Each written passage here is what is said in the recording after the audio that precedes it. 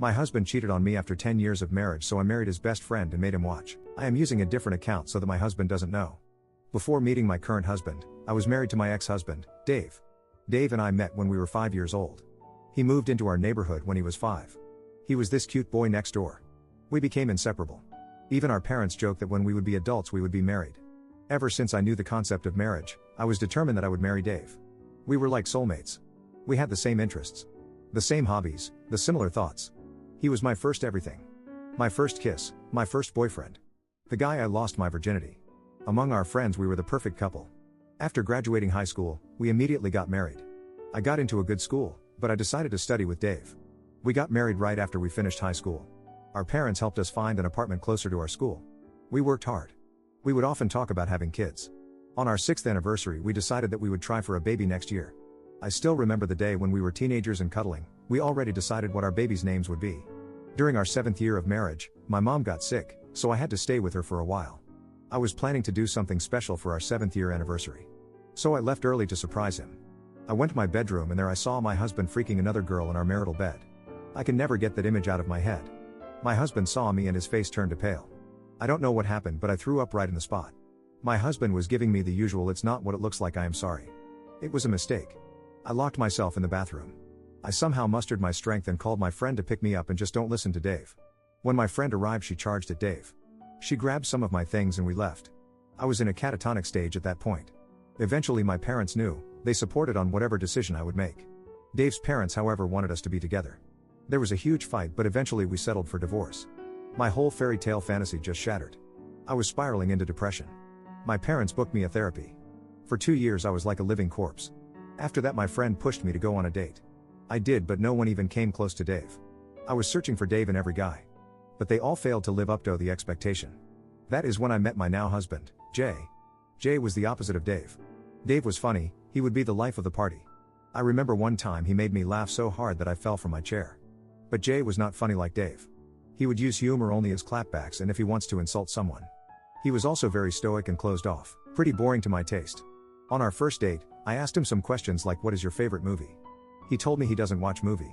He liked reading. He didn't even ask me a thing. Except for my educational background. He talked mostly about my field of work. But he was not interested in me. We ate dinner in silence. I was 100% sure he will not call me. But 2 days later he did. He asked me out on a second date. I was skeptical of whether or not I should go. But my friend insisted. I gave it another try. Second date went slightly better than first. He talked a bit more. Asked few questions.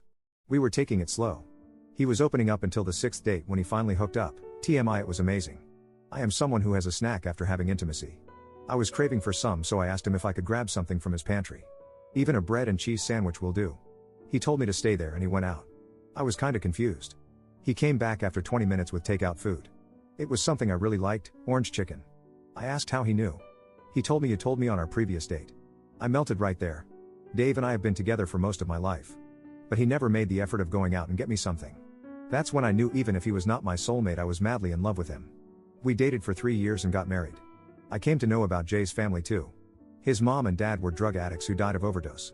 He was homeless for a while but worked his way up. Throughout our marriage I was very, very happy. He was different from Dave because whenever he would see me doing chores he would ask need help.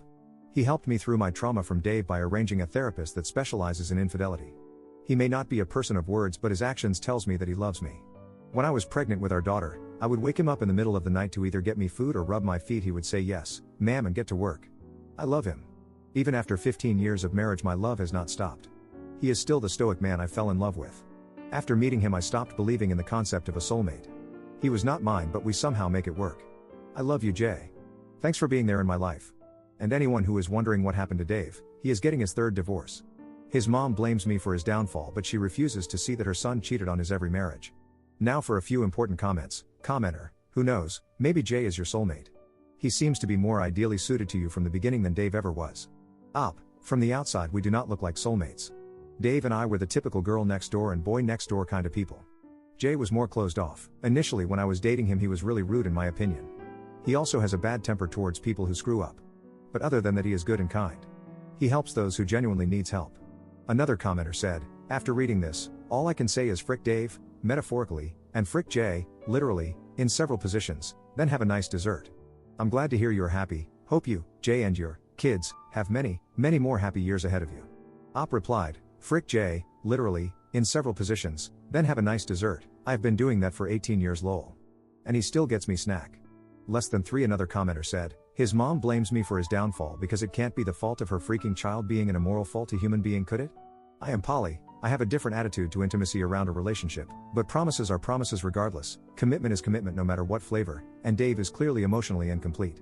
I never believed in soulmates, from childhood, but you know when it works, when it's right, you just had to have a trial marriage to refine your definition. Op replied, according to his mom, he was devastated when I wanted divorce. She tried to convince me to stay with him even after knowing he so cheated. She was angry at me and my parents when I said no. She blames me because she thinks that if I had stayed her son would not have become a serial cheater because I could fix him. His other marriage failed because he was a mess because of me. Not because he was freaking other people on the side. Dave was never your soulmate. Jay was. Just took time to find him. When I asked Jay about if he believes in soulmates, he told me, I don't believe that crap. It's just like horoscope. People believe in it because it makes them feel better. A lot of potential good relationships get broken because of this crap. I was kinda devastated that he doesn't believe in soulmates. Can you believe in these 18 years, we have only said I love you only 5 times as far as I can count? I want to say it more. My husband, male 47, and I, female 46, have been together for 18 years and married for 15. My husband is not the type who always shows his feelings. He is very stoic, smiles on very few occasions, and maintains a routine. Some even say that he is a robot. But I don't think so. I am someone who is very outgoing and completely the opposite of him. Before I was married to him, I was married to someone else who cheated on me. I used to say I love you a lot in my first marriage. But after my divorce, I had some sort of aversion to those words. Over the last 18 years, we have said I love you only 5 times. The first time was when we were dating, the second was on our wedding day, the third and fourth when our daughter and son were born, and the fifth was 5 years ago on Christmas when we were really tipsy because of the drinks. I wrote a post about how I met him and how we got together, but it made me realize that we haven't said I love you to each other for a long time.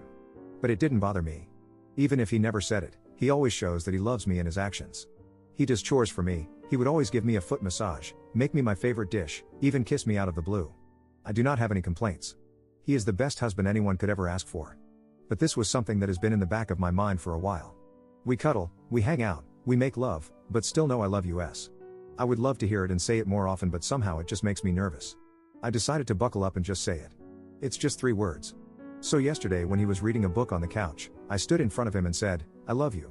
He looked at me and was confused. I repeated it. For the first time, I could see him get flustered.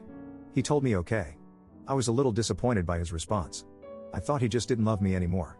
Later that night when I was lying down, he came to our bedroom and told me that he is sorry for his response. That it caught him off guard. He told me that he loves me a lot. And not even a day goes by he doesn't feel lucky to have me in his life. I was tearing up. That was better than my confession.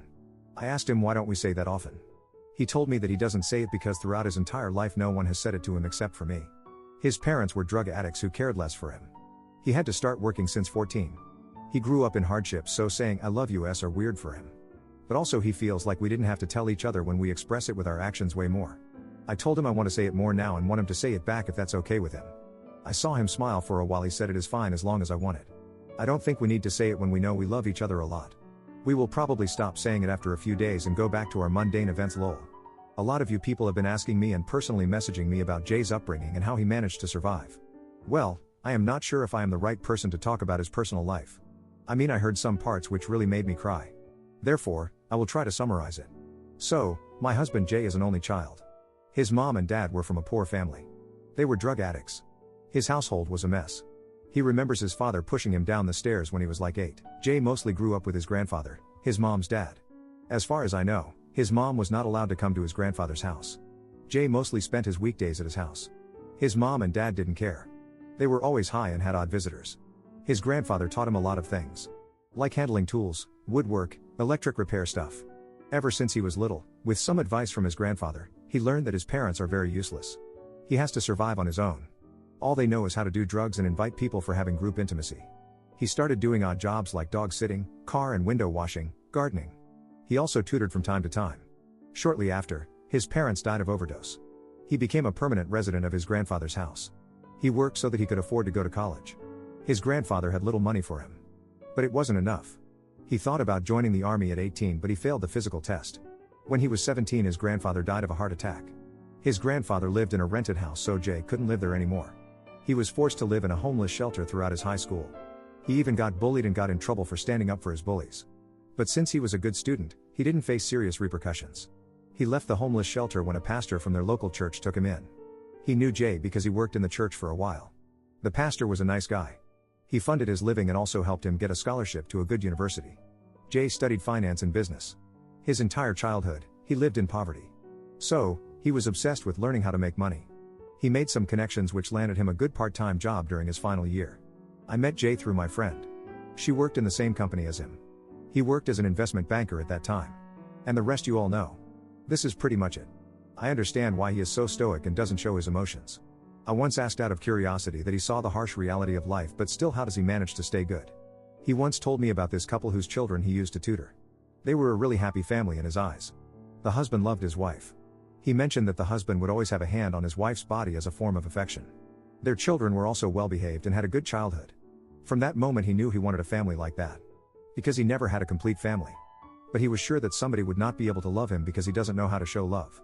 Throughout his entire childhood, he has only seen his parents fight and cheat on each other in front of each other. That really destroyed his perception of love. If it wasn't for that couple, he probably wouldn't believe that there are people in this world who can love each other for life. It is a little wrong of me to say he displays no emotions. He does, but on rare occasions. I remember the day our daughter was born. Jay held her and cried loudly. He kept repeating, "I will protect you. I never leave you." He did say "I love you" to both me and her. Same thing happened when our son was born. I mean, it gave me an idea to just pop out baby so that I can see his emotional face, haha. But anyways, I know he does love me and our little family. He always holds me tight whenever we are cuddling. He is really good with my parents. My parents also adore him. Sometimes, it just makes me cry knowing that he has been through a lot and I have lived such a sheltered life. Sometimes, I feel like I don't deserve him because he is very kind and a good person. Also, yeah, we do say "I love you" a lot more now.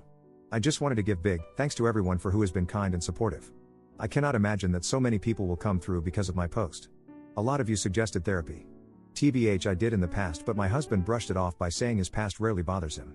Thanks to people in Reddit, I suggested him some articles on PTSD and childhood trauma. He studied for a bit and found a therapist for him to help him with his trauma. He only had 2 sessions till now. Few days ago he came home from work and I went to greet him like usual. He pulled in for a big hug and started sobbing. I told him it's okay. We went to our bedroom where we sat down and talked. He told me that he was sorry for being so ice cold all these years. He opened up more and said he was afraid to confront his demons, so he just kept them back in his head. He had trouble expressing how he felt. He felt guilty that he didn't say he loves more often. I am just paraphrasing what he told me. "I love you with all my heart. I know I don't say it, but I feel it every day and every moment. I am sorry for taking away all those years from you, for not expressing my love for you. Words cannot express what you actually mean to me. You gave me my kids, made my house a home. I never had that growing up. I always wanted that and you made it happen. I am sorry that I was so cold and never said I love you more. Because I do. I love you a lot. I want to make it up to you. I don't want to waste another second of my life burying those emotions anymore." It feels good to see him vulnerable first time in his life. I cried with him that night. We talked a lot about our marriage and the times we spent. It was a real bonding experience. From that day on he has been really attentive towards me. He would always come home as early as possible to simply have more time with me. We cuddle a lot and also make love. Except this time it feels new and different. Like a newfound love. He has been saying "I love you" to my kids. My son is confused and my daughter just said, "Dad, you are weird." He is thinking about planning a trip for just 2 of us because it has been really long since we had went on a trip alone. So thanks Reddit. You gave me a new version of my husband and probably strengthened my marriage with him. Not that there was problems, but I hope my husband would not be so haunted by his demons now. Check out these videos if you need just a bit more Reddit action.